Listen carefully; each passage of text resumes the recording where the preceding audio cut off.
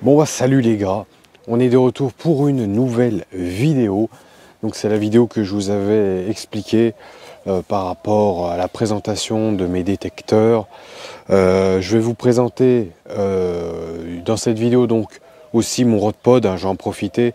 Bon, mes pics, je pense qu'il n'y a pas besoin de présenter des pics, hein, mais je vais vous présenter le Rode-Pod avec les détecteurs que j'ai à ma disposition, avec la technique pour les détecteurs Léon. Et surtout aussi, je tiens à vous dire que j'ai ouvert mon compte TikTok. Donc je vais essayer de vous faire un peu de la présentation aussi de matériel rapide, hein, des petites choses, des petits retours de session. Et aussi je pense que ça serait plus simple par la suite avec la communauté sur TikTok de faire des lives, puisque actuellement c'est vrai qu'on ne peut pas tellement échanger ensemble. Et voilà, un peu mieux se connaître, un peu que vous me connaissiez un petit peu mieux. Donc je vous mettrai tous les liens dans la description. Aussi, petite chose, j'avais mon Messenger, parce que j'ai ma page aussi Facebook SebFishing71. J'avais mon Messenger. Alors les personnes qui m'avaient envoyé des messages, en fait, je viens de me rendre compte qu'en fait mon compte n'était pas actif sur Messenger. Et du coup là ça y est, je l'ai enfin activé. Donc il y a certaines personnes qui ont reçu un message, voilà, peut-être un an depuis. Mais voilà, c'est pour vous dire, si vous voulez m'envoyer des messengers maintenant, c'est possible. Donc je vais vous présenter donc mon Rode-Pod. Alors les gars, le Rode-Pod que moi j'utilise, c'est le Fox Horizon Duo. Alors on voit déjà qu'il a une housse. Celui-là, je l'ai depuis... ça fait 3 ans maintenant que je l'ai, que je l'utilise assez régulièrement quand même. Il a fait de la session, donc déjà au niveau du sac, vous avez 2 poignées. Pour le transport, c'est déjà plus agréable que les lanières. Niveau solidité, franchement, c'est du costaud. On peut dire des fois un petit peu du matériel de chez Fox, mais pour l'instant, j'ai rien à dire. C'est une tuerie. Donc à l'intérieur, hop.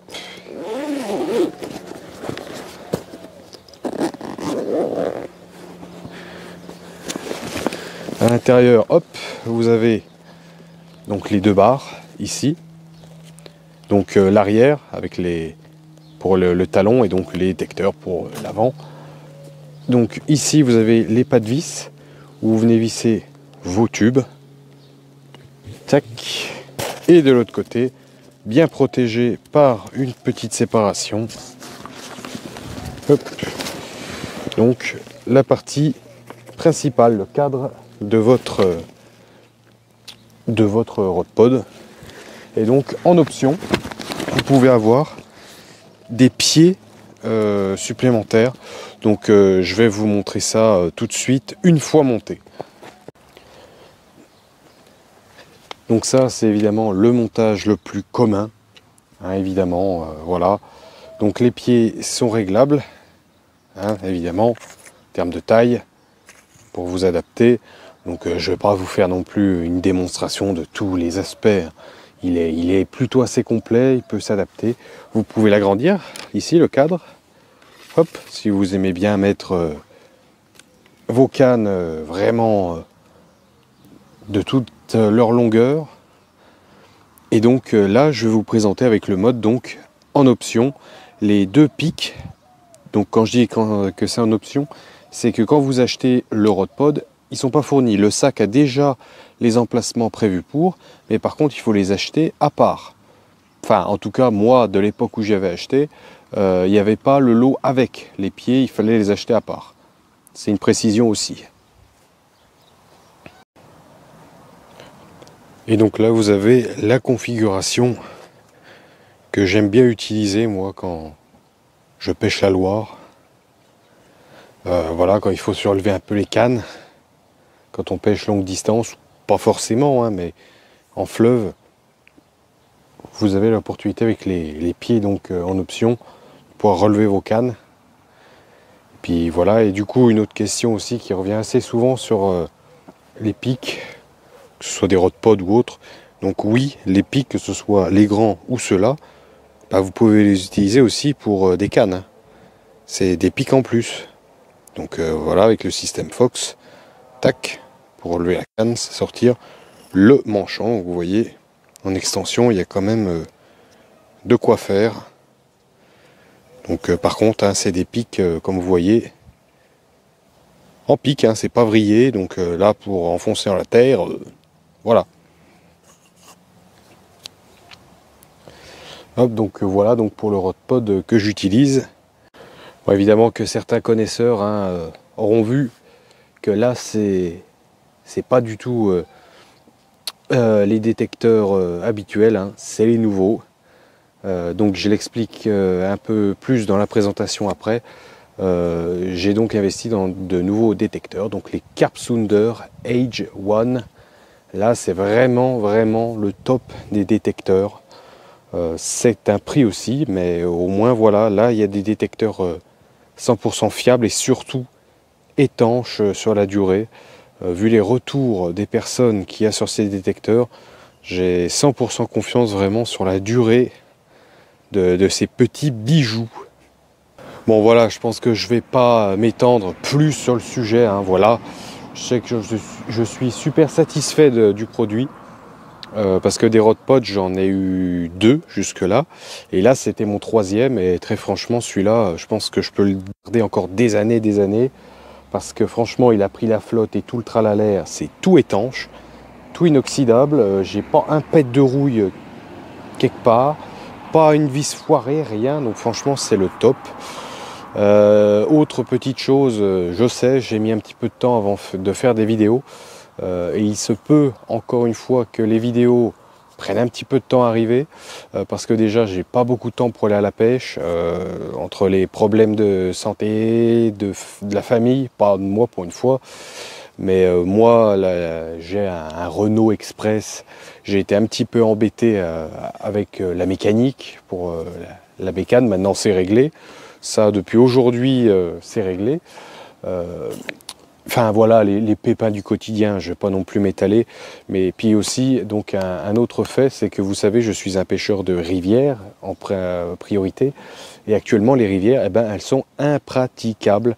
Dès qu'on a une petite baisse de crue, en fait, une décrue, et ben, au final, une autre arrive par-dessus. Donc les rivières sont impêchables. Et voilà, et les plans d'eau, vous le verrez dans la présentation que je vais vous faire après, parce que oui, ça a été tourné avant. Le plan d'eau, les gravières et tout, c'est une catastrophe, hein. Actuellement, j'y ai pas été beaucoup, hein, il faut le dire aussi, hein. Mais j'ai pas eu de résultats, donc je vais pas vous faire des vidéos sur des résultats néants. Je préfère mieux vous montrer du contenu quand j'en ai. Si j'ai rien à vous présenter, je vous montre pas. Je vais pas non plus vous montrer de la merde. Donc voilà, maintenant je vous laisse avec la présentation des détecteurs. Si, puis petite précision, au niveau des produits, je ne suis pas sponsor, hein. Je vous présente ça, c'est juste pour vous. Pareil, chacun a ses budgets, chacun voit midi à sa porte. C'est pas parce que je vous présente forcément ce matériel-là que c'est le meilleur, hein. Justement, je suis assez compatissant par rapport au fait que j'ai pris un détecteur aussi moi personnellement, parce que le prix était assez intéressant. Après voilà, hein, des fois au niveau des prix, il ne faut pas s'attendre non plus à des miracles. Donc soyez indulgents, profitez plutôt de l'expérience, que je vous montre de ces détecteurs, pour vous donner un avis si ça peut vous intéresser ou non. Mais un produit, c'est pas parce qu'il a des défauts qu'il est forcément nul à chier, il ne faut pas le prendre. Il faut simplement voir le fait que c'est un produit avec un prix assez abordable. Et du coup, si vous voulez un détecteur aussi à un prix abordable, il peut y avoir des lacunes. Mais le job, il le fait. C'est juste que des fois, il faut des petites astuces. Et aussi, donc, dans le descriptif de la vidéo, vous aurez tous les liens vraiment plus détaillés sur les présentations. Parce que comme je le précise, là je vous présente des produits, mais je ne vais pas vous faire la démo totale. Déjà, ça prendrait trop de temps. Et puis, il y a des personnes qui ont fait des lives, qui ont fait des vidéos justement de présentation de ces produits. Autant que justement vous fassiez des vues sur ces présentations-là. Moi, j'y gagne rien non plus dans l'affaire de faire de la pub à quelqu'un d'autre, hein. J'aime mieux partager là où moi aussi j'ai découvert les produits.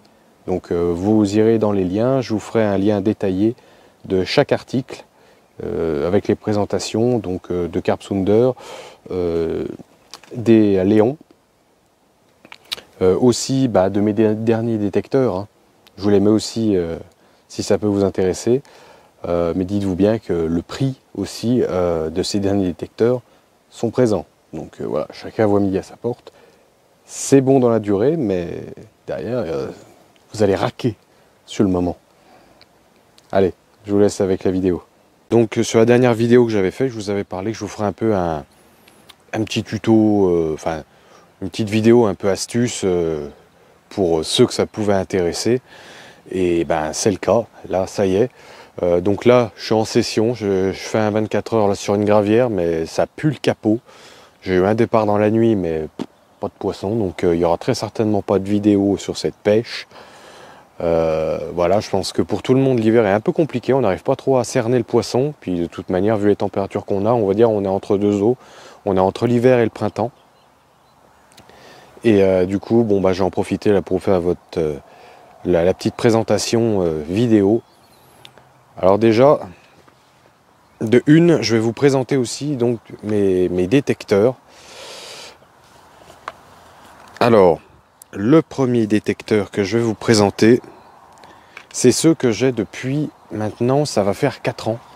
4 ans que j'ai ce produit. Ça vient de chez Carp Sounder.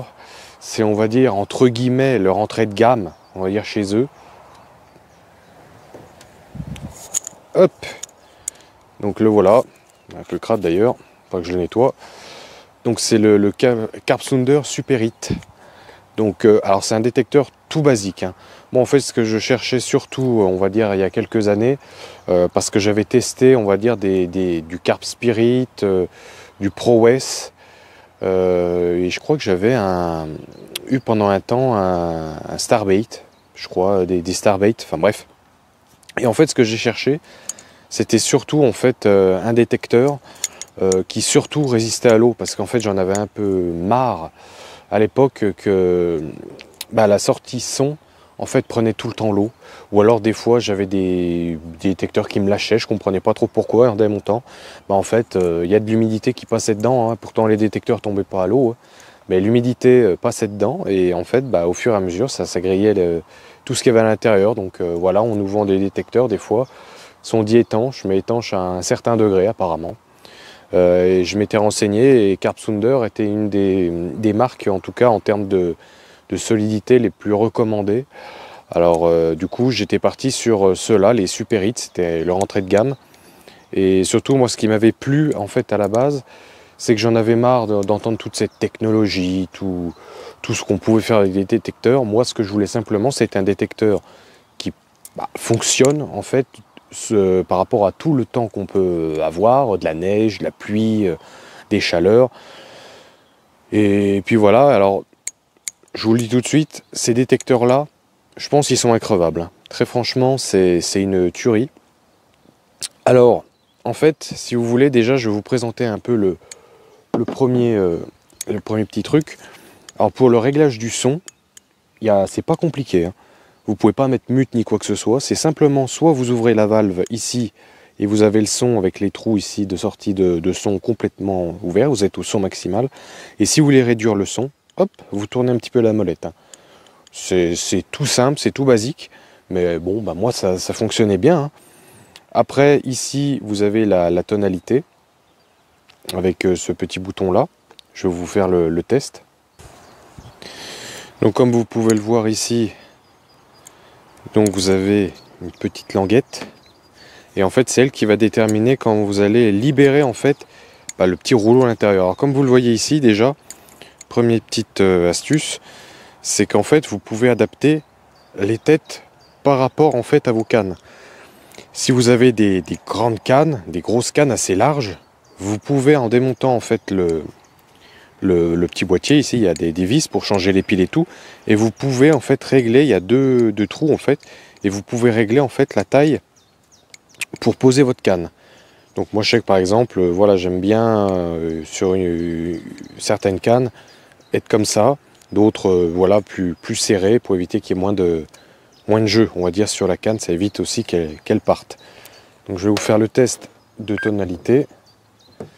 Donc, pour allumer, vous poussez la petite languette. C'est ce qui va régler en fait, libérer en fait la petite molette à l'intérieur. Voilà. Et donc, ici, je vais essayer de vous le faire comme ça. Voilà. Donc vous avez donc ce son là, et en fait ce bouton là c'est ce qui va vous régler en fait votre son. Plus je vais hop vers la droite, plus je vais être aigu si je me trompe pas.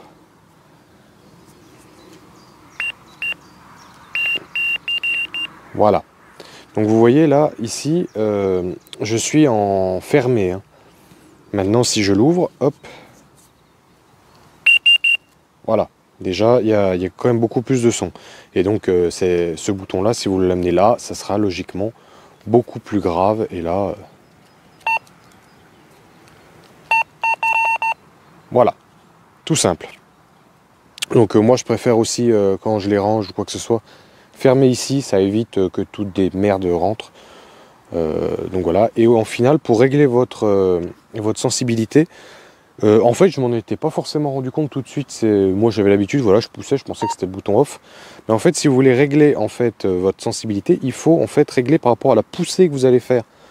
En fait, c'est vrai que c'est débile. Hein, à la base, c'est logique, mais j'y ai pas pensé tout de suite. C'est en fait vous réglez par rapport à ça. Plus la tige vous la ramenez par là, plus en fait vous bloquez votre tige. Et si en gros vous la mettez à peu près à la moitié, on va essayer. Tac. Là, vous voyez qu'au final.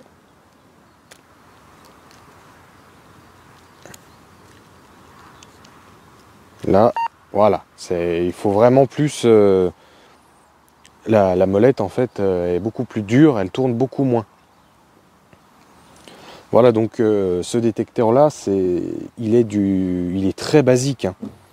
C'est vraiment du détecteur plus que basique. Mais en fait, ce qui me plaisait en fait à l'époque, c'est que c'était surtout très solide. Et vous avez aussi la petite prise hein, en dessous, hein, pour évidemment...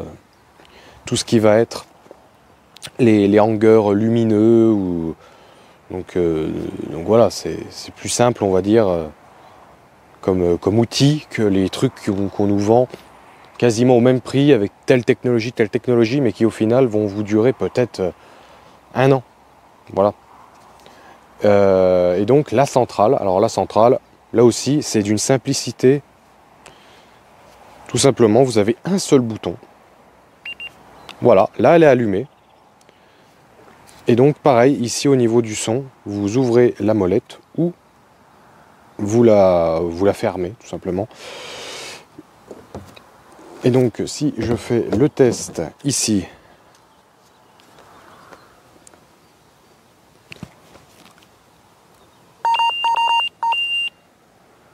voilà. Il n'y a pas plus simple, on va dire, comme utilisation. Mais en fait, si derrière moi j'ai décidé en fait de changer de détecteur, c'était par rapport à la centrale, parce que je me suis déjà fait piéger en fait en sortie. La centrale sonne, mais le problème c'est que la nuit on l'entend mal, même si on ouvre complètement, on entend mal la centrale. Du coup, j'ai décidé de passer sur d'autres détecteurs et j'ai voulu tester les détecteurs de chez Léon. Donc voilà, donc maintenant je vais vous présenter du coup ce que j'ai pris en matériel autre. Après, j'ai pris donc les détecteurs Léon. Donc c'est les IDS. J'ai un bouc sans vol. Donc j'ai pris le coffret 3+1. Donc voilà. Donc voici le détecteur et donc la centrale. Voilà. Donc je ne voulais pas vraiment vous présenter ces détecteurs et toutes les options qu'il y a, sachant qu'un autre youtubeur a déjà parlé de ces détecteurs. Et c'est d'ailleurs pour ça que j'ai voulu essayer de prendre ces détecteurs-là. Donc, mais comme je vous ai expliqué, ces détecteurs-là, ça fait depuis à peu près 8 mois que je les ai. Mais il y a un petit défaut en fait qui revient assez régulièrement chez les carpistes par rapport à ces détecteurs. Justement, c'est par rapport au bip intempestif. C'est-à-dire que par exemple, bon là je pense qu'il va peut-être pas le faire, mais si je l'allume, voilà, là il est allumé. tac, et en fait, vous voyez ici, c'est des boutons donc à tourner. Et le souci qu'il y a, c'est que des fois, il va se mettre à sonner en fait tout seul. Bon là, c'est sûr, il ne le fait pas. Parce que voilà, bon, ben, là, je l'ai réglé, hein, en fait, je l'ai solutionné. Voilà. Donc là, il marche nickel et il est réglé comme moi je veux le régler.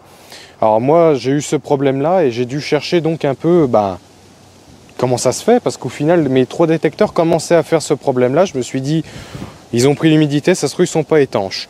Alors j'ai ouvert le détecteur et en fait, à l'intérieur, bah, il n'y avait pas du tout d'humidité qui était rentrée, ni quoi que ce soit. Donc c'était pas un problème d'étanchéité. Après, je me suis dit, ben, faut regarder au niveau des boutons. Parce que comme vous le voyez, en fait, les boutons, ils s'enlèvent. Donc j'ai voulu regarder dedans et en fait, pareil, pas d'oxydation, rien du tout. Et en fait, apparemment, c'est pas du tout un problème. C'est pas du tout ce problème-là. En fait, le souci, c'est que ces détecteurs, ils ont en fait un petit souci. En fait, au niveau des réglages, c'est que des fois, les crans, ben, en fait, sont un peu à la limite en fait de détection d'un cran à l'autre, et en fait, c'est ce qui va vous faire des bips intempestifs. Donc, en fait, vous éteignez votre détecteur. Et ça, donc ce conseil-là, je l'ai vu dans les commentaires justement d'une vidéo. Quelqu'un qui en fait s'était renseigné par rapport à ce problème-là. Et en effet, c'est un problème qui est quand même assez fréquent. Et Pacific Pêche en a eu aussi un peu marre en fait d'avoir à chaque fois des retours sur leurs produits. Et se sont en fait renseignés au niveau de l'usine même. Et alors du coup, en fait, la technique, c'est que vous avez donc votre détecteur, avant de le mettre en place, vous tournez une molette, comme ça, en fait, vous passez tous les crans, vous les enchaînez pendant 10 secondes. Donc vous allez me dire, c'est sûr que s'il faut faire tous les détecteurs, c'est chiant. Mais derrière, ça vous sauve vos détecteurs, votre détecteur, il fonctionne. Vous faites ça pendant 10 secondes, hop, tac. Ensuite, vous faites votre pré-réglage, à peu près comme vous voulez, par rapport à vos détecteurs, mais éteints. Donc vous faites ça évidemment sur toutes les roulettes, tout simplement parce que ça se trouve, c'est celle que vous n'aurez pas fait qui va faire chier. Donc vous faites ça, vous tournez la petite molette pendant 10 secondes, hein, vous n'hésitez pas, hein, vous en faites pas, à l'écran vous allez les sentir, c'est quand même résistant, hein, c'est pas non plus... voilà, vous faites ça, tac. Et donc ensuite, vous pré-réglez vos détecteurs comme vous avez l'habitude, mais éteints. Et ensuite, ben, vous posez votre détecteur sur votre pic ou quoi que ce soit, et là, il n'y aura plus de bip intempestif. Si ça leur fait, ça m'est déjà arrivé, refaites-le, c'est que vous n'avez peut-être pas assez insisté.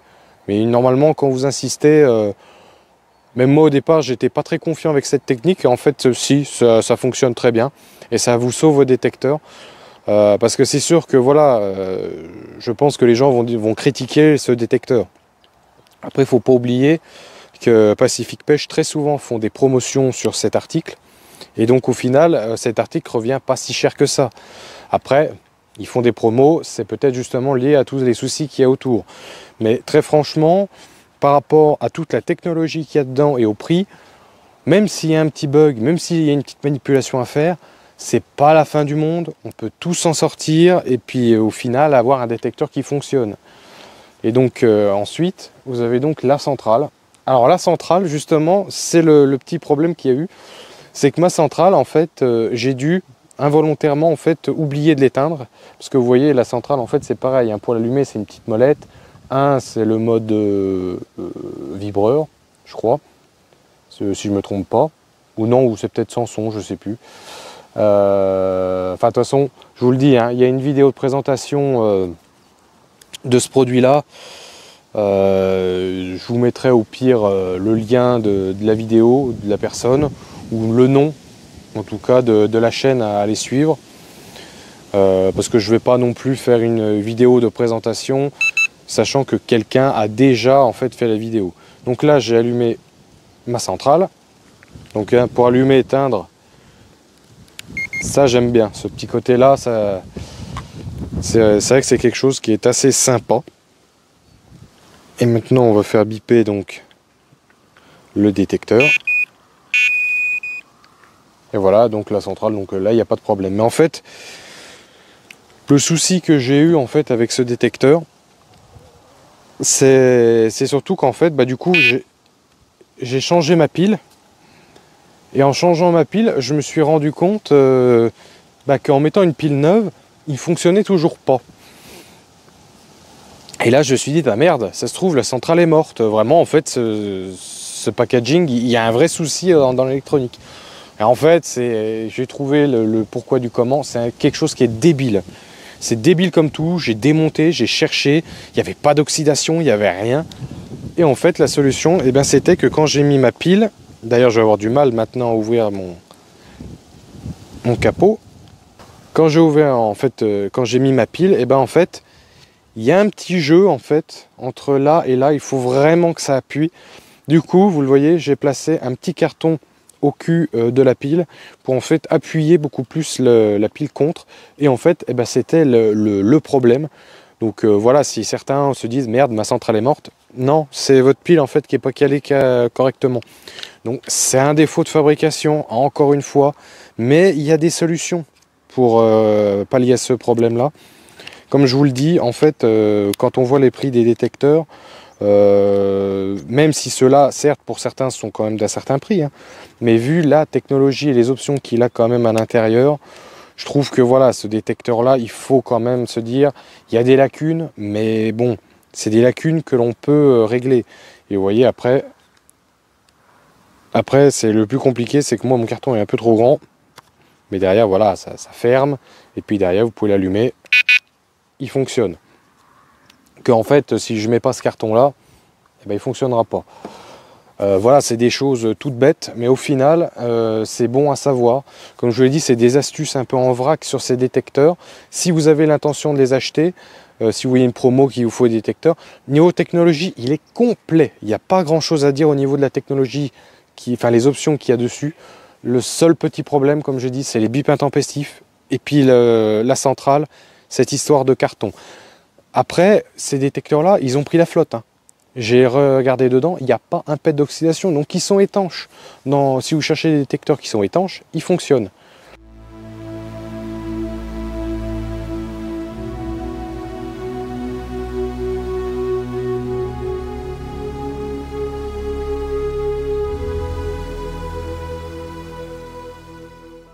Bon, voilà, on arrive à la fin de cette vidéo. Alors j'espère qu'elle vous aura plu. Là, je me suis basé sur la détection. Je me baserai sur une autre vidéo. Vous aurez mes retours sur le bateau AliExpress que j'utilise. Je vous montrerai aussi la petite manip que j'ai préparée. Donc voilà. Après, qu'est-ce que je peux vous dire d'autre? J'essaierai de vous faire les vidéos quand je pourrai aussi, hein, au niveau de la pêche, parce que voilà, notre maison va bientôt être finie. Donc il y aura aussi la partie travaux, l'emménagement, donc ça sera du temps que je n'aurai pas à consacrer pour la pêche, donc pas non plus pour les vidéos. Mais vous en faites pas, je vais essayer de vous faire des contenus. Et surtout, je vous l'ai dit, hein, j'ai maintenant un compte TikTok, donc j'essaierai vraiment, quand je pourrai, de vous faire des petites vidéos, des petites choses, des petits montages. Et si j'ai la possibilité aussi de voir pour faire des lives, si c'est faisable ou pas. Mais en tout cas, voilà, n'hésitez pas à aller sur les pages. Pour l'instant, sur TikTok, j'ai encore rien mis, à part une photo voilà, de présentation. Je vous ferai des petites vidéos sur TikTok. Et puis aussi, n'hésitez pas, hein, j'ai la page Facebook SebFishing71. Faites-moi des demandes. Il n'y a pas de souci si vous voulez qu'on partage aussi un petit peu, que si vous avez des questions ou quoi que ce soit, n'hésitez pas. Et bien, sur ce, à une prochaine vidéo. N'hésitez pas à liker et à vous abonner. Et à la prochaine, les gars.